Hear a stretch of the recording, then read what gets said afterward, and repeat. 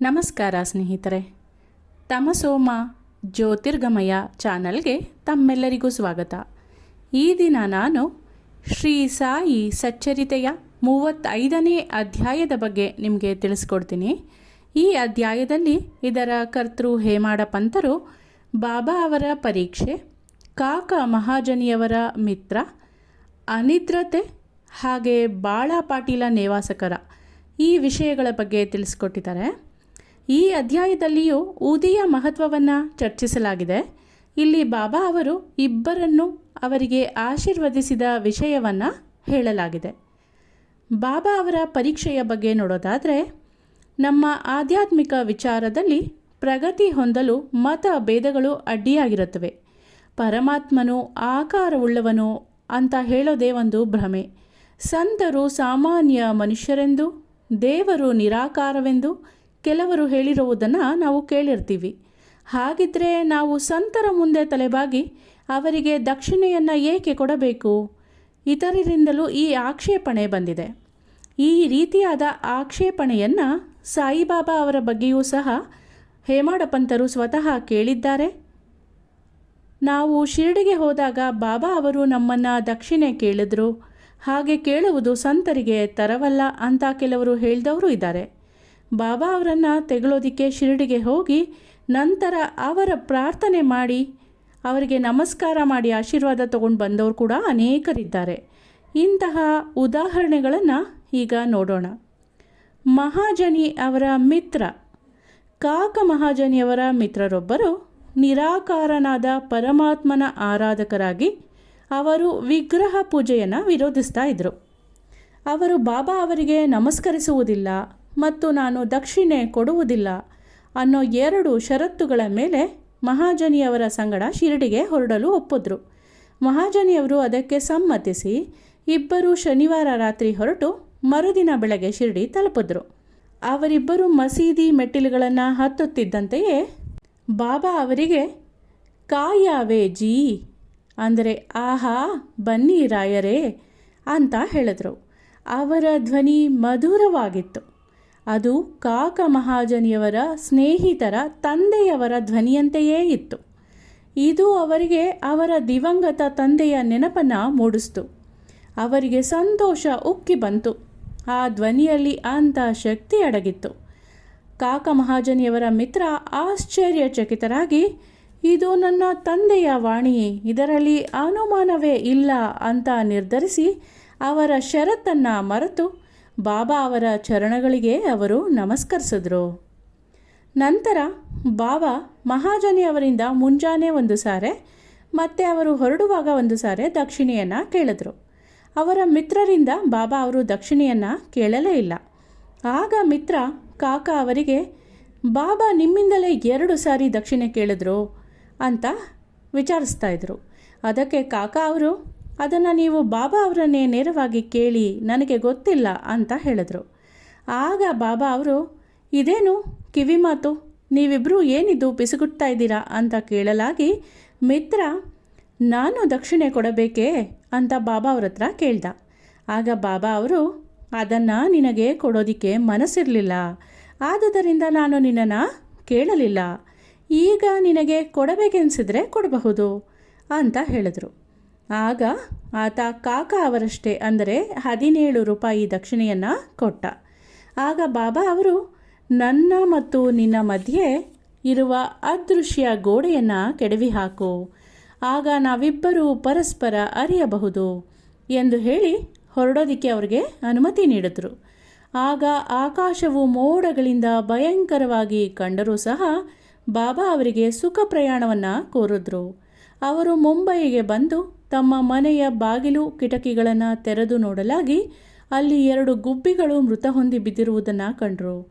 3ನೆಯ ಗುಬ್ಬಿ ಆಗ ತಾನೇ ಹಾರಿ ಹೋಯಿತು.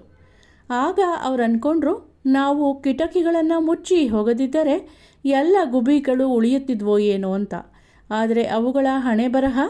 ಆದರೂ 3ನೆಯ ಗುಬ್ಬಿಯನ್ನು ರಕ್ಷಿಸಲು ಒಸುಗವೇ ಬಾಬಾ ನಮ್ಮನ್ನು ತೀವ್ರ ಕಳುಹಿಸಿರಬಹುದು ಅಂತ ಅವರು ಭಾವಿಸಿದ್ರು.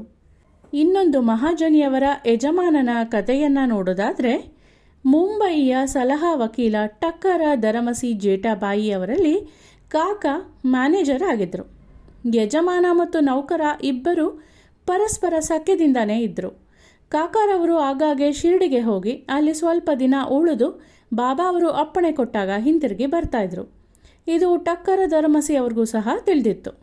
ಕುತೂಹಲದಿಂದ ಬಾಬಾ ಅವರನ್ನು ಪರೀಕ್ಷೆ ಮಾಡೋದಕ್ಕೋಸ್ಕರನೇ ಟಕ್ಕರರು ಹೋಳಿ ರಜಾ ದಿನಗಳಲ್ಲಿ ಕಾಕ ಅವರೊಡನೆ ಶಿರ್ಡಿಗೆ ತಾವು ಹೊರಡಬೇಕು ಅಂತ ನಿರ್ಧಾರ ಮಾಡಿದ್ರು. ಕಾಕ ತಮ್ಮೊಡನೆ ಹಿಂತಿರುಗಿ ಬರೋದು ಅವ್ರಿಗೆ ಖಚಿತವಾಗಿರಲಿಲ್ಲ. ಆದ್ದರಿಂದ ಇನ್ನೊಬ್ಬನನ್ನು ಕೂಡ ಸಂಗಡ ಕರೆದುಕೊಂಡು ಮೂವರು ಶಿರ್ಡಿಗೆ ಹೊರಟರು. ಕಾಕ ಜೊತೆಗೆ 2 ಸೇರಿ ದ್ರಾಕ್ಷಿ ತೊಗೊಂಡು ಬಂದಿದ್ದರು. ಶಿರ್ಡಿಗೆ ಬಂದ ಮೇಲೆ ಎಲ್ಲರೂ ಬಾಬಾ ಅವರ ದರ್ಶನಕ್ಕೋಸ್ಕರ ಮಸೀದಿಗೆ ಹೋದರು. ಆಗ ಅಲ್ಲಿ ಬಾಬಾ ಸಾಹೇಬ ತರ್ಕಡ ಅವರು ಸಹ ಇದ್ದರು. ಟಕ್ಕರ ಅವರು ತರ್ಕಡ ಅವ್ರಿಗೆ ಇಲ್ಲಿಗೆ ಏಕೆ ಬಂದಿದ್ದೀರಾ ಅಂತ ಕೇಳಿದರು. ಅದಕ್ಕೆ ತರ್ಕಡ ಅವರು ನಾನು ಬಾಬಾ ಅವರ ದರ್ಶನಕ್ಕೆ ಬಂದಿದ್ದೀನಿ ಅಂತ ಉತ್ತರ ಕೊಟ್ಟರು. ಆಗ ಟಕ್ಕರ ಅವರು ಪುನಃ ಇಲ್ಲೇನಾದರೂ ಪವಾಡ ಜರುಗ್ತಾ ಅಂತ ವಿಚಾರಿಸಿದ್ರು. ಅದಕ್ಕೆ ತರ್ಕಡ ಅವರು ನಾನು ಪವಾಡವನ್ನು ನೋಡೋದಕ್ಕೆ ಬಂದಿಲ್ಲ, ಪವಾಡವನ್ನು ನೋಡೋದು ನನ್ನ ಉದ್ದೇಶ ಅಲ್ಲ, ಇಲ್ಲಿ ಭಕ್ತರ ಬಯಕೆಗಳು ಈಡೇರುತ್ತವೆ, ನಾನು ಬಾಬಾ ಅವರ ದರ್ಶನಕ್ಕೋಸ್ಕರ ಬಂದಿದ್ದೀನಿ ಅಂತ ತಿಳಿಸಿದ್ರು. ಅಷ್ಟರಲ್ಲಿ ಕಾಕ ಬಾಬಾ ಅವರಿಗೆ ನಮಸ್ಕರಿಸಿ ಅವರು ತಂದಿದ್ದ ದ್ರಾಕ್ಷಿಯನ್ನು ಅರ್ಪಿಸಿದ್ರು. ಬಾಬಾ ಅವರು ದ್ರಾಕ್ಷಿಯನ್ನು ಎಲ್ಲರಿಗೂ ಹಂಚೋದಕ್ಕೆ ಹೇಳಿದ್ರು. ಟಕ್ಕರ ಅವರಿಗೂ ಕೂಡ ಈ ದ್ರಾಕ್ಷಿ ಬಂತು. ಡಾಕ್ಟರು ದ್ರಾಕ್ಷಿಯನ್ನು ಚೆನ್ನಾಗಿ ತೊಳೆಯದೆ ತಿನ್ನಬಾರದು ಅಂತ ಹೇಳಿದ್ರಿಂದ ಟಕ್ಕರ ಅವರಿಗೆ ಅದನ್ನು ತಿನ್ನೋದಕ್ಕೆ ಮನಸ್ಸಾಗಲಿಲ್ಲ. ಆದರೆ ಅಂತೆಯೇ ಅದನ್ನು ತಿರಸ್ಕರಿಸುವ ಮನಸ್ಸು ಕೂಡ ಆಗಲಿಲ್ಲ. ಈ ರೀತಿ ಅವರು ಗೊಂದಲದಲ್ಲಿ ಬಿದ್ದರು. ನಂತರ ಬೇರೆ ದಾರಿ ಇಲ್ಲದೆ ಅದನ್ನು ಪಡೆದು ಅನಿವಾರ್ಯವಾಗಿ ಬಾಯಿಯಲ್ಲಿ ಹಾಕ್ಕೊಂಡ್ರು. ಆದರೆ ಬಾಯಿಯಲ್ಲಿ ಅದರ ಬೀಜಗಳು ಸಿಕ್ಕಿದ್ರಿಂದ ಅದನ್ನು ಏನು ಮಾಡಬೇಕು ಅಂತ ಅವ್ರಿಗೆ ಗೊತ್ತಾಗಲಿಲ್ಲ. ಮಸೀದಿಯಲ್ಲಿ ಕೂತ ಜಾಗದಲ್ಲಿ ಅದನ್ನು ಉಗುಳೋ ಹಾಗಿರಲಿಲ್ಲ. ಆದ್ದರಿಂದ ಅವ್ರಿಗೆ ಬೇರೆ ದಾರಿ ತೋಚದೆ ಮನಸ್ಸಿಲ್ಲದೆ ಆ ಬೀಜಗಳನ್ನು ನುಂಗಿಬಿಟ್ರು. ಆಗ ಅವರು ಮನಸ್ಸಿನಲ್ಲಿ ಬಾಬಾರವರು ನಿಜವಾದ ಯೋಗಿಗಳೇ ಆಗಿದ್ದರೆ ನನಗೆ ಈ ದ್ರಾಕ್ಷಿ ಇಷ್ಟ ಇಲ್ಲ ಅನ್ನೋದು ಅವ್ರಿಗೆ ತಿಳಿಯದೇ ಇರ್ತಿತ್ತೆ, ಈ ರೀತಿ ನನ್ನ ಮೇಲೆ ಯಾಕೆ ಒತ್ತಾಯ ಮಾಡಿದ್ರು ಅಂತ ಯೋಚನೆ ಮಾಡಿದ್ರು. ಈ ಯೋಚನೆ ಅವರ ಮನಸ್ಸಿನಲ್ಲಿ ಸುಳಿಯುತ್ತಿರುವಾಗಲೇ ಬಾಬಾ ಅವರಿಗೆ ಪುನಃ ಸ್ವಲ್ಪ ದ್ರಾಕ್ಷಿ ಕೊಟ್ಟರು. ಟಕ್ಕರ ಅವುಗಳನ್ನು ತಿನ್ನದೆ ಕೈಯಲ್ಲೇ ಇಟ್ಕೊಂಡು ಸುಮ್ಮನೆ ಕೂತಿದ್ರು. ಬಾಬಾ ಆಗ ಟಕ್ಕರ ಅವರಿಗೆ ಅದನ್ನು ತಿನ್ನೋದಕ್ಕೆ ಹೇಳಿದ್ರು. ಆಗ ಟಕ್ಕರ ಅವ್ರಿಗೆ ಬೇರೆ ದಾರಿ ಇಲ್ಲದೆ ಮತ್ತೆ ಅನಿವಾರ್ಯವಾಗಿ ಅದನ್ನು ಬಾಯಿಗಳಲ್ಲಿ ಹಾಕ್ಕೊಂಡ್ರು. ಈಗ ಅದನ್ನು ಅಗೆದಾಗ ಅದರಲ್ಲಿ ಬೀಜನೇ ಇರಲಿಲ್ಲ. ಅದರಿಂದ ಅವ್ರಿಗೆ ತುಂಬಾ ಆಶ್ಚರ್ಯ ಆಯಿತು. ಅವರು ಪವಾಡ ನೋಡೋದಕ್ಕೆ ಅಪೇಕ್ಷೆ ಪಟ್ಟಿದ್ರಲ್ವಾ, ಬಾಬಾ ಅವರು ಇದನ್ನು ಅರಿತು ದ್ರಾಕ್ಷಿಯಲ್ಲಿ ಬೀಜವಿಲ್ಲದಂತೆ ಮಾಡಿದ್ರು. ಟಕ್ಕರರವರು ಇದು ಅದ್ಭುತ ಶಕ್ತಿ, ಇದು ಹೇಗೆ ಈಗ ತಾನೇ ತಿಂದಿದ್ದ ದ್ರಾಕ್ಷಿನಲ್ಲಿ ಬೀಜ ಇತ್ತು ಆದರೆ ಮತ್ತೆ ಅದೇ ದ್ರಾಕ್ಷಿ ತಿಂದಾಗ ಬೀಜ ಇಲ್ಲದೆ ಆಯ್ತಲ್ಲ ಅಂತ ಯೋಚನೆ ಮಾಡಿದ್ರು. ಆದರೂ ಮತ್ತೊಮ್ಮೆ ಅದನ್ನು ಪರೀಕ್ಷಿಸಿ ಖಚಿತಪಡಿಸಿಕೊಳ್ಳೋದಕ್ಕೋಸ್ಕರ ಕಾಕ ಅವ್ರನ್ನ ಕರೆದು ನೀವು ತಂದಿದ್ದ ದ್ರಾಕ್ಷಿ ಎಂತಹುದು ಅಂತ ಕೇಳಿದ್ರು. ಆಗ ಕಾಕ ಅವರು ನಾನು ತಂದಿದ್ದ ದ್ರಾಕ್ಷಿ ಸಬೀಜ ದ್ರಾಕ್ಷಿ, ಅಂದರೆ ಅದರಲ್ಲಿ ಬೀಜ ಇರೋವಂತಹದ್ದು ಅಂತ ಉತ್ತರಿಸಿದ್ರು. ಇದನ್ನು ಕೇಳಿದ ಟಕ್ಕರ ಅವ್ರಿಗೆ ಮತ್ತಷ್ಟು ಆಶ್ಚರ್ಯವಾಯಿತು. ಅವರು ತಮ್ಮ ನಂಬಿಕೆಯನ್ನು ದೃಢಪಡಿಸಿಕೊಳ್ಳೋದಕ್ಕೋಸ್ಕರ ಮತ್ತೊಮ್ಮೆ ಬಾಬಾ ಅವರು ನಿಜವಾದ ಸಂತರಾಗಿದ್ದರೆ ಈ ಸಾರಿ ದ್ರಾಕ್ಷಿಯನ್ನು ಮೊದಲು ಕಾಕ ಅವರಿಗೆ ಕೊಡೋದಕ್ಕೆ ಶುರು ಮಾಡಲಿ, ಕಾಕ ಅವರಿಂದನೇ ಹಂಚಲಿ ಅಂತ ಮನಸ್ಸಿನಲ್ಲಿ ಅಂದುಕೊಂಡ್ರು. ಈ ಸಲವೂ ಸಹ ಬಾಬಾ ಟಕ್ಕರ ಅವರ ಇಂಗಿತವನ್ನು ಅರಿತು ಹಂಚುವುದನ್ನು ಮೊದಲು ಕಾಕ ಅವರಿಂದ ಆರಂಭಿಸೋದಕ್ಕೆ ಹೇಳಿದ್ರು. ಈ ರೀತಿ ಪವಾಡಗಳು ಟಕ್ಕರ ಅವರಿಗೆ ಸಾಕಷ್ಟು ನಂಬಿಕೆ ಹುಟ್ಟಿಸಿದ್ವು. ಶ್ಯಾಮ ಅವರು ಟಕ್ಕರ ಅವ್ರನ್ನ ಕಾಕ ಅವರ ಯಜಮಾನರು ಅಂತ ಬಾಬಾ ಅವರಿಗೆ ಪರಿಚಯ ಮಾಡಿಕೊಟ್ರು. ಆಗ ಬಾಬಾ ಇವನು ಎಂಥ ಯಜಮಾನ, ಕಾಕ ಅವನಿಗೆ ಬೇರೆ ಯಜಮಾನನೇ ಇದ್ದಾನೆ ಅಂತ ಹೇಳಿದ್ರು. ಇದರಿಂದ ಕಾಕ ಸಂತಸಗೊಂಡ್ರು. ಟಕ್ಕರ ಅವರು ಬಾಬಾ ಅವರಿಗೆ ನಮಸ್ಕರಿಸಿ ವಾಡಾಕ್ಕೆ ಹಿಂತಿರುಗಿದ್ರು. ಮಧ್ಯಾಹ್ನದ ಆರತಿ ನಂತರ ಎಲ್ಲರೂ ಹೊರಡೋದಕ್ಕೆ ಅನುಮತಿ ಪಡೆಯೋದಕ್ಕೆ ಬಾಬಾ ಅವರ ಕಡೆಗೆ ಬಂದರು. ಶ್ಯಾಮ ಟಕ್ಕರ ಅವರ ಪರವಾಗಿ ಮಾತನಾಡಿದ್ರು. ಆಗ ಬಾಬಾ ಅವರು ಚಂಚಲ ಚಿತ್ತದ ಮನುಷ್ಯ ಒಬ್ಬ ಇದ್ದ, ಅವನು ಆರೋಗ್ಯವಾಗಿಯೂ ಐಶ್ವರ್ಯವಂತನಾಗಿಯೂ ಇದ್ದ. ಆದರೂ ಸಲ್ಲದ ವಿಷಯಗಳನ್ನು ಮನಸ್ಸಿಗೆ ಹಚ್ಚಿಕೊಂಡು ಅಶಾಂತಿಯಿಂದ ಇದ್ದ. ಅವನ ಸ್ಥಿತಿಯನ್ನು ಕಂಡು ಕನಿಕರಪಟ್ಟು, ನಾನು ಅವನಿಗೆ, ನಿನ್ನ ಮನಸ್ಸನ್ನು ಒಂದು ಕಡೆ ನಿಶ್ಚಿತವಾಗಿ ಇಡು, ಹೀಗೇಕೆ ಚಂಚಲನಾಗಿರುವೆ, ಒಂದೇ ಸ್ಥಳವನ್ನು ನಂಬು ಅಂತ ಹೇಳಿದೆ ಅಂತ ಹೇಳಿದ್ರು. ಬಾಬಾ ಅವರು ತಮ್ಮನ್ನೇ ಉದ್ದೇಶಿಸಿ ಮಾತನಾಡಿದರು ಅನ್ನೋದು ಟಕ್ಕರ್ ಅವರಿಗೆ ತಿಳಿತು. ಅವರಿಗೆ ಕಾಕಾ ಅವರು ಸಹ ಅವರ ಜೊತೆಯಲ್ಲಿ ಹಿಂತಿರುಗಿ ಬರಬೇಕು ಅನ್ನೋ ಮನಸ್ಸಿತ್ತು. ಬಾಬಾ ಇದನ್ನು ಅರಿತು ಟಕ್ಕರ ಜೊತೆಯಲ್ಲೇ ಕಾಕಾ ಅವರಿಗೆ ಹೊರಡೋದಕ್ಕೆ ಆಜ್ಞಾಪಿಸಿದ್ರು. ಇದರಿಂದ ಟಕ್ಕರ ಅವರಿಗೆ ಸಮಾಧಾನ ಆಯಿತು. ಆಗ ಬಾಬಾ ಕಾಕಾ ಅವರಿಂದ 15 ರು ದಕ್ಷಿಣೆಯನ್ನು ಕೇಳಿ ತೆಗೆದುಕೊಂಡರು. ನಂತರ ಕಾಕಾ ಅವ್ರನ್ನ ಕುರಿತು, ನಾನು ಯಾರಿಂದಲಾದರೂ 1 ರೂಪಾಯಿ ದಕ್ಷಿಣೆ ತೆಗೆದುಕೊಂಡರೆ ಅದರ 10ರಷ್ಟು ಹಿಂತಿರುಗಿಸಬೇಕಾಗುತ್ತದೆ. ನಾನು ಉಚಿತವಾಗಿ ಏನನ್ನೂ ಪಡೆಯುವುದಿಲ್ಲ, ವಿವೇಚನೆ ಇಲ್ಲದೆ ಯಾರನ್ನೂ ಕೇಳುವುದಿಲ್ಲ. ನನ್ನ ಗುರುವು ಆಜ್ಞೆ ಮಾಡಿದವರಿಂದ ಮಾತ್ರ ದಕ್ಷಿಣೆ ಪಡಿತೀನಿ. ನನ್ನ ಗುರುವಿಗೆ ಅವನು ಋಣಿಯಾಗಿದ್ದರೆ ಮಾತ್ರ ಅವನಿಂದ ದಕ್ಷಿಣೆ ಪಡಿತೀನಿ. ದಾನಿಯು ಬೀಜ ಬಿತ್ತಿ ಮುಂದೆ ಸುಗ್ಗಿಯ ಪೈರನ್ನು ಪಡಿತಾನೆ. ನೀವು ಪೂರ್ವ ಜನ್ಮದಲ್ಲಿ ಕೊಡದೇ ಇದ್ದರೆ ಈ ಜನ್ಮದಲ್ಲಿ ನಿಮಗೆ ಸಿಗಲಾರದು. ಆದುದರಿಂದ ತೆಗೆದುಕೊಳ್ಳಲು ಮುಖ್ಯ ಸಾಧನ ಕೊಡುವುದು. ದಕ್ಷಿಣೆಯನ್ನು ಕೊಡುವುದರಿಂದ ವೈರಾಗ್ಯ ವೃದ್ಧಿಯಾಗತ್ತೆ. ಅದರಿಂದ ಭಕ್ತಿ ಮತ್ತು ಜ್ಞಾನ ದೊರೆಯುತ್ತೆ.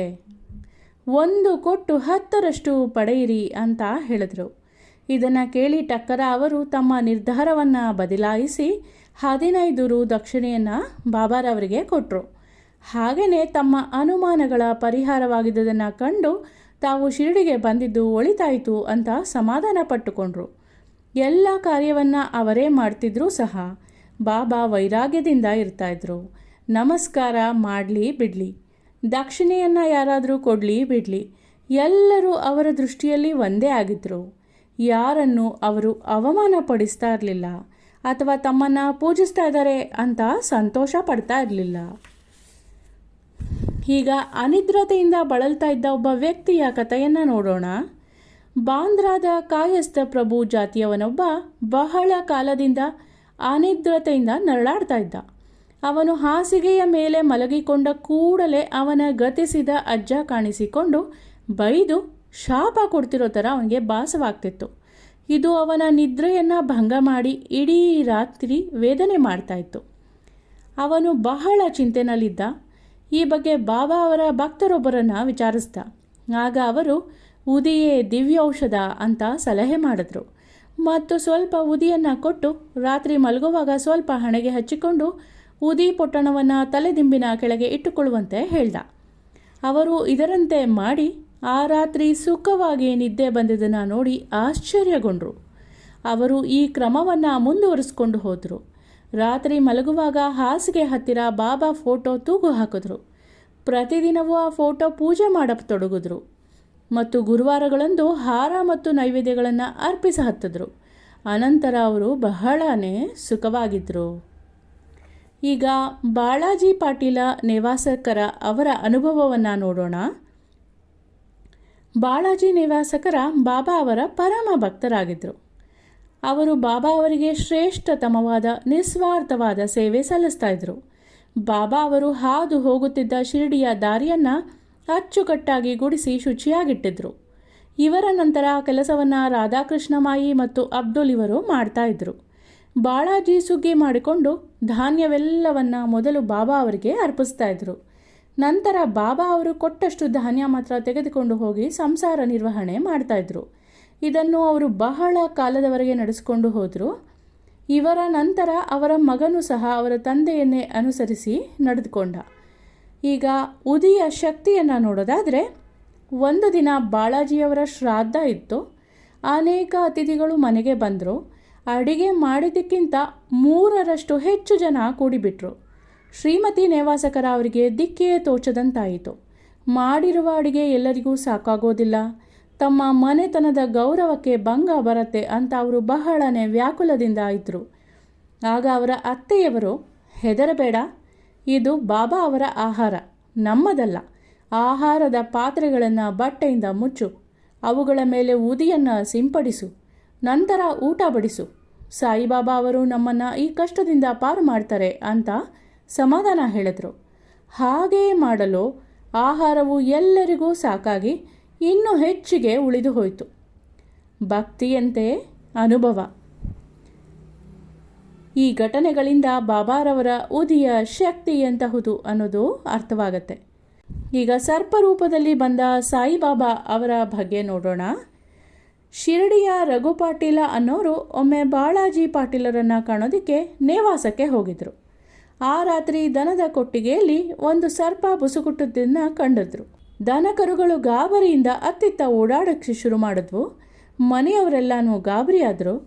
ಆದರೆ ಬಾಳಾಜಿಯವರು ಮಾತ್ರ ಸಾಯಿಬಾಬಾ ಅವರೇ ಸರ್ಪ ರೂಪದಲ್ಲಿ ಬಂದಿದ್ದಾರೆ ಅಂತ ಭಾವಿಸಿ ಒಂದು ಲೋಟ ಹಾಲನ್ನು ಮುಂದೆ ತಂದಿಟ್ಟು, ಬಾಬಾ, ಏಕೆ ಬುಸುಗುಟ್ಟುತ್ತಾ ಸಪ್ಪಳ ಮಾಡ್ತಾ ಇದ್ದೀರಾ?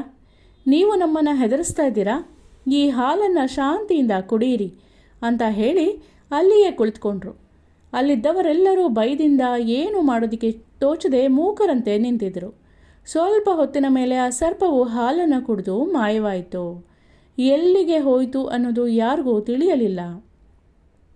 ದನದ ಕೊಟ್ಟಿಗೆಯನ್ನೆಲ್ಲ ಹುಡುಕಾಡಿದ್ರು, ಅದು ಸಿಕ್ಕಲಿಲ್ಲ. ಬಾಳಾಜಿಯವರಿಗೆ 2 ಪತ್ನಿಯರು ಮತ್ತು ಕೆಲವು ಚಿಕ್ಕ ಮಕ್ಕಳು ಇದ್ದರು. ಅವರು ನೇವಾಸದಿಂದ ಬಾಬಾ ಅವರ ದರ್ಶನಕ್ಕೋಸ್ಕರ ಶಿರಡಿಗೆ ಆಗಾಗ ನಡ್ಕೊಂಡು ಬರ್ತಾಯಿದ್ರು. ಅವರಿಗೆ ಬಾಬಾ ಅವರು ಸೀರೆ ಕುಪ್ಪಸಗಳನ್ನು ಕೊಂಡು ತಂದು ಅವುಗಳನ್ನೆಲ್ಲ ಕೊಟ್ಟು ಆಶೀರ್ವಾದ ಮಾಡ್ತಾಯಿದ್ರು. ಇಲ್ಲಿಗೆ ಈ ಅಧ್ಯಾಯ ಮುಕ್ತಾಯವಾಯಿತು. ಮುಂದಿನ ಅಧ್ಯಾಯದಲ್ಲಿ ಮತ್ತೆ ಭೇಟಿ ಮಾಡೋಣ. ಶ್ರೀ ಸಾಯಿ ಪ್ರಣಾಮ. ಧನ್ಯವಾದಗಳು.